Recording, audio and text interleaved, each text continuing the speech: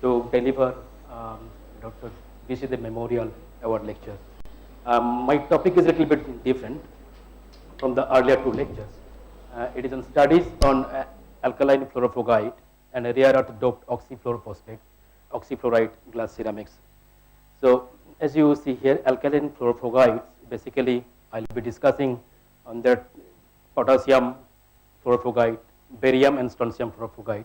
And these fluorophogite materials nowadays is very important as these materials are widely used for the development of the dental ceramics. And also the rare earth doped oxyfluorophosphate and oxyfluoride glass ceramics. These rare earth doped oxyfluorides or oxyfluorophosphate glass ceramics, these are also widely used for the preparations of optical devices for their wide applications of wide optical properties. And here I will especially the emphasis on that the nucleation, crystallizations, and the microstructural behaviors of these fluorophogites and also that oxyfluorophosphate and oxyfluoride glass materials. Yeah, you can see that glass ceramics, these are polycrystalline ceramic materials. Those are produced through proper nucleation and the control crystallizations of glasses. And these are fluorophogite glass materials. These are very high strength and the machinable glass ceramics. These are, as I already mentioned, used for the wide range of industrial applications and for the developing the dental ceramics. This growth of these glass ceramics is promoted by the fluoride content, as the fluoride is entered into the glass network and it replaces the non-bridging oxygen ions, and it decreases the extent of aggregations of these glass network system. Now, the rare earth doped oxyfluorides and oxyfluorophosphate glasses have drawn vast attention in optoelectronics due to their wide range of optical properties. These rare earth doped glasses are widely used in optical devices such as up converters, solid state lasers, and optical fibers, etc. And among these rare earth elements, RBM3+, thulium 3+, praseodymium doped glass ceramics are the promising species, as this glass combines the mechanical strength and the chemical resistance of aluminosilicate glasses with low photon energy. Now, the objectives of this the work. So, in order to develop the method for the preparations of novel high strength machinable alkaline fluorophogites and a rare earth doped oxyfluoride glass ceramics, and their studies on the nucleation, crystallizations behavior, microstructural behavior, and also the physico-mechanical behavior. Also to investigate the effects of varying on the fluoride contents on the crystallizations as well as the microstructural behavior. Also we characterize and optimize the glasses and active band concentrations by conventional spectroscopic techniques like absorption, emission, also decays. Now, the machinability of the glass ceramics, that basically depends on the layered structures and the interlocking layered structures. Here you can see the potassium ions, the interlayer ions, and if we replace this potassium ions by means of barium or strontium, it would exhibit the better strength. And in glass ceramics, two parameters are very important. One is that hardness, and other one is the machinability. And we have to optimize these two parameters in order to get that high strength machinable glass ceramics. Now, here you can see the steps involved in the preparation of glass ceramics: the melting, the sappings, annulings, the next nucleations, the crystallizations and growth, and further test characterizations. This area is particularly for the glass, and this particular area is for the glass ceramics. Now, the outline of the work: first of all, that for the preparation of the different glass batches, we have to mix the different compositions of the glasses and using the attrition mills, and then transfer these glass mixtures into that platinum or platinum rhodium crucibles, and then the mixture is transferred into that high temperature furnace, and that melts at that 1500 degrees centigrade. So once the melt is completed, then the preparation of the annealed glass, and that the next steps is the it's divided into two parts: the slab samples and the powder samples. For the powder samples, the characterizations through PTA analysis differential thermal analysis in order to get that idea of the glass transition temperature and also the crystallization peak temperature. Now, for the slab samples, through proper nucleation and the crystallization process, the preparation of the glass ceramics, and it's also divided into two parts: the slab sample and the powder samples, and the characterizations of the powder samples by XRD method. So, in order to get that the crystallization behavior. Now, that slab samples, again the characterizations and the density measurement, that microstructural development through SEM or TEM, and that mechanical behavior, that hardness, masonability, structure toughness, etc. Now here you can see that these are the different barium fluoropropyl glass batches, and these are the compositions, and these compositions we mixed through the using these artisan mills, and after that we transferred into the platinum rhodium crucible. Similarly, these are the different strontium glass batches. Also, we have varied the fluoride content, and three different batches we have prepared. Now, once we prepared the mixtures, then we transferred the platinum rhodium crucible into the high temperature furnace, where it acts. The temperature is 1500 degrees centigrade, but we raise the temperature not in one step, but stepwise we elevated the temperature. Initially, we increased the temperature up to 900 degrees centigrade and kept at this temperature for 1 hour, and where the calcination process occurs, where all the carbon materials decompose to carbon dioxide. And then again we increase the temperature up to 1100 degrees centigrade, where all the impurities removed, and then increase 1300 degrees centigrade, and the sticky materials appeared and it starts melting. And finally, it's raised 1500 degrees centigrade, where we kept the materials for 2 hours to complete the melting process. Once the melting process is over, we just remove this platinum rhodium crucible from the high temperature furnace, and then pour this into the hot iron mold to make the glass block. Then again we transfer these materials into the annealing furnace, where it acts at temperature 630 to 650 degrees centigrade, and kept 1 hour for followed by the natural cooling at the room temperature. Now here you can see the prepare some glass ceramics after the annealing process, that the plates that we fired at 700 to 720 degrees centigrade and kept at this temperature for 2 hours to complete the nucleation process.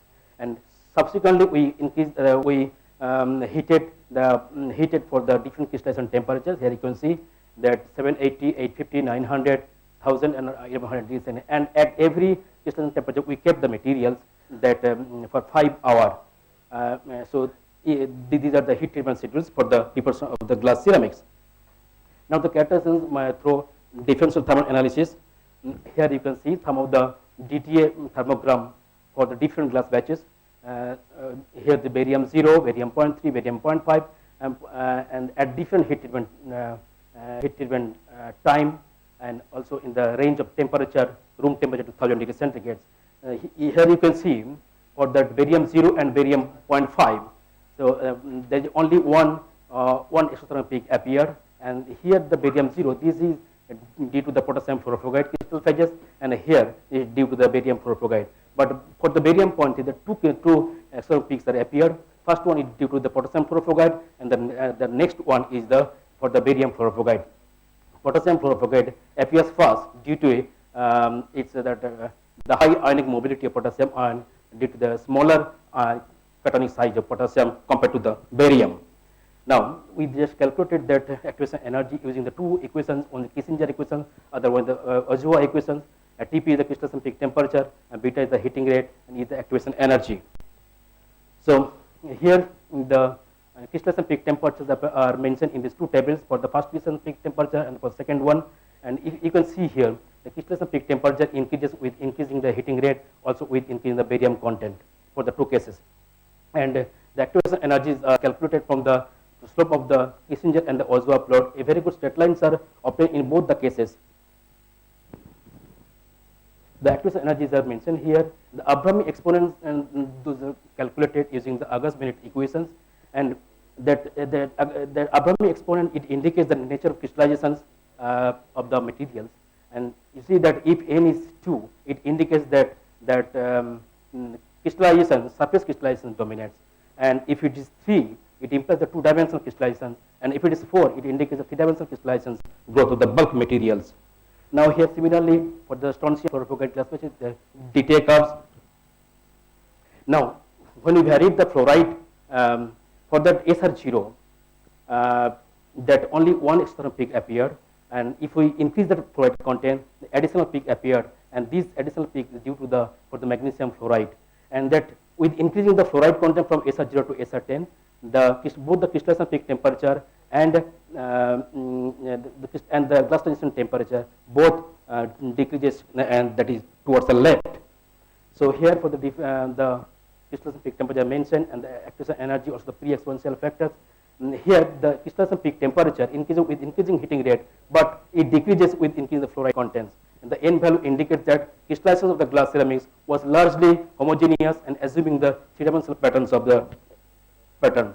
Now we have measured the density, and for the different barium fluorofluoride glass batches, and that with increasing the temperature, the density increases. It indicates that that with increasing heat temperature, that rate of formations of the barium fluorofluoride increases, and that after a certain temperature, 1100 degrees centigrade, it decreases due to the partial decomposition of the barium fluorofluoride to barium aluminum silicate and the magnesium silicate. So here the density versus temperature for the different fluoride variations, and here that for a particular temperature, that density increases with increasing fluoride content, and for the SR5 and SR10, after the temperature 1100 degrees centigrade, it decreases due to the decomposition of the strontium fluorofluoride to strontium aluminum silicate and magnesium silicate. Now the characterizations by XRD method. So this broad spectrum indicates that amorphous nature of the glass. Now here you can see that XRDs of different barium glass batches, and now for when the barium is 0, and for the only that one major crystal phase appeared, that is due to the potassium fluorofluoride, and with increasing heat treatment temperatures, the other crystal phases appeared, that is due to the potassium aluminum silicate and also the enstatite. But for the point 3, there are two crystal phases appeared initially, and that is one is for the potassium fluorofluoride, which is the major crystal phase, and other one is for the barium fluorofluoride, the minor phase. This is similarly for the strontium glass batches. Now when we varied that fluoride for any particular batches, strontium fluorofluoride is the is observed at the major phase at lower heat treatment temperatures. But with increasing temperature, the peaks of enstatite and the strontium aluminum silicates appear as a new phase along with the strontium fluorofluoride. And with increasing the fluorine, that the chances of the fluorine reduces the chances of the decomposition of strontium fluorofluoride to strontium aluminum silicate. Now the characteristics of the glass batches, that is the microstructural development of the glass batches by SEM or the TEM technique. Now here you can see that at that ceramized temperature 800 degrees centigrade, all that the barium glass batches, it exhibits that very fine submicron structures consist of some blocky crystals. But if you increase the temperature like 900 to 1000 degrees centigrade, it exhibits a large number of slightly bigger crystals with low aspect ratio. And further, if you increase the temperature to 1150 degrees centigrade, it exhibits a large size of the crystals with a high aspect ratio, and it indicates that as we increase the temperature, the crystal size increases, also the aspect ratio also increases. Now for this fluoride variations, the size of the crystals increases with increase the fluorine content. For the SR0, the size 3 to 5 micrometer. For the SR5 is 6 to 8 micrometer. For SR10, that is interlocking plate like fluorofluoride, and that size is 10 to 15 micrometer. And some cracks also have been appeared at a higher temperature as well as with a high fluorine content. And so it suggests that the fluorine promotes the crystallizations as well as the growth. So this is the EDS spectrum for the elemental analysis for these glass batches. Now the mechanical properties, that using the micro hardness indenter, we have that determined that Beaker hardness, and from the Beaker hardness we have calculated the machinability and the fracture toughness. So these are the plots, the hardness versus temperature. So So hardness, it decreases with increasing that the temperature due to that high rate of formation of either potassium or barium or both the potassium and barium fluoride crystal phases. And after 1100 degrees centigrade, other crystal phases appeared, which is due to the enstatite and that barium aluminum silicate. And for a particular temperature, with increasing barium content, the hardness increases. But the higher the hardness value, the lower is the machinability.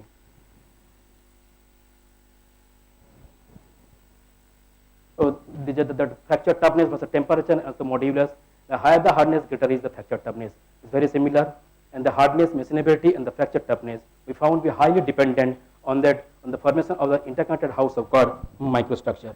So therefore, the fluoride variations, the decrease of hardness with increasing that temperature is due to the formation of strontium fluoride to a greater extent. And after this 1100 centigrade is due to the decompositions of the strontium fluoride to strontium aluminum silicate and that magnesium silicate. And that machinability, this increases with increasing the fluorine content in the mica glass. So there are other part, that is the rare earth doped oxyfluoride glass ceramics, that nanocrystallizations of oxyfluoride glass ceramic. These are the compositions. Here you can see the X-ray diffractions. You can see here. So if we increase the that time, the heat treatment time, that you can see that after 1 hour we have identified that erbium fluoride, that crystal phase, and this increases with the heat treatment time. And from this the intensity of the peak increases with increasing the heat treatment time. And that crystal size of erbium fluoride was calculated from the square equations, and the size is ranging from 10 to 20 nanometer. Now these are the some TEM plots. The TEM and EDX analysis indicates that the phase separated droplets contain erbium, fluoride, silicon, oxygen, traces of aluminium, and several erbium fluoride nanocrystals, the size 9 nanometers are formed. So these are the thermogram differential scanning calorimetric curves recorded at different heating rate, and this peaks corresponds to the erbium fluoride. And from these calculations of the Abrahami experiment from the DSC data, we found that the crystallizations is by the two-dimensional mechanism, that is the nanoplates.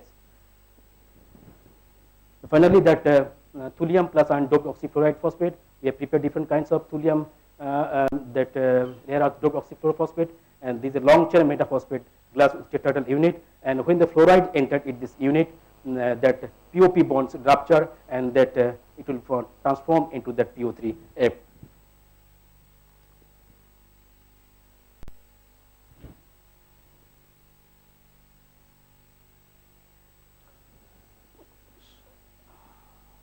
Here you can see the IS spectrum of the oxyfluorophosphate glasses.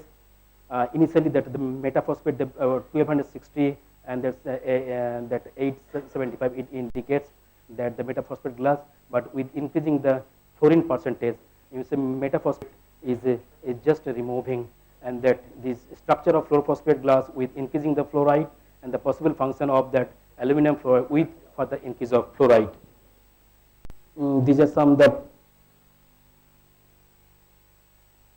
from the physical parameters. I will not go into details.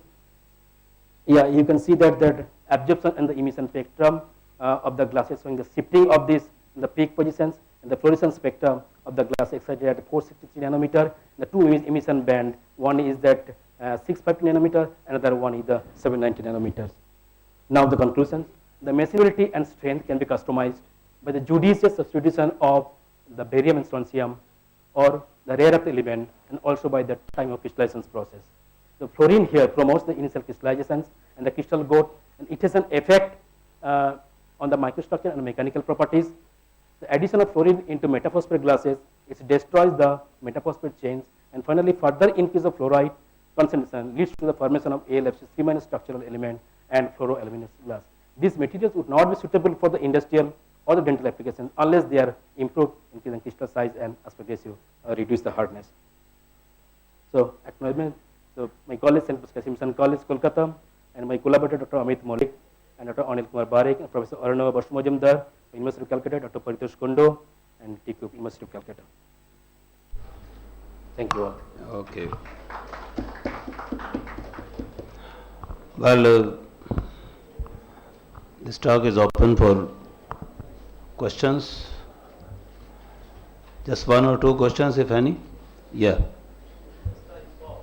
आप इनको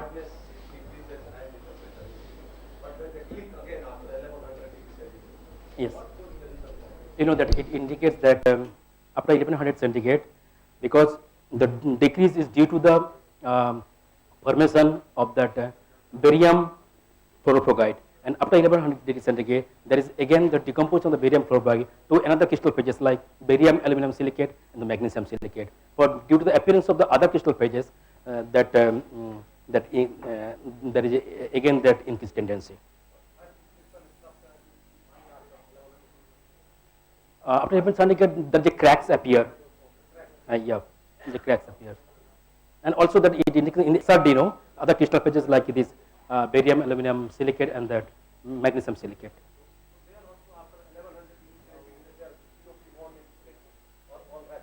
Yes, yes.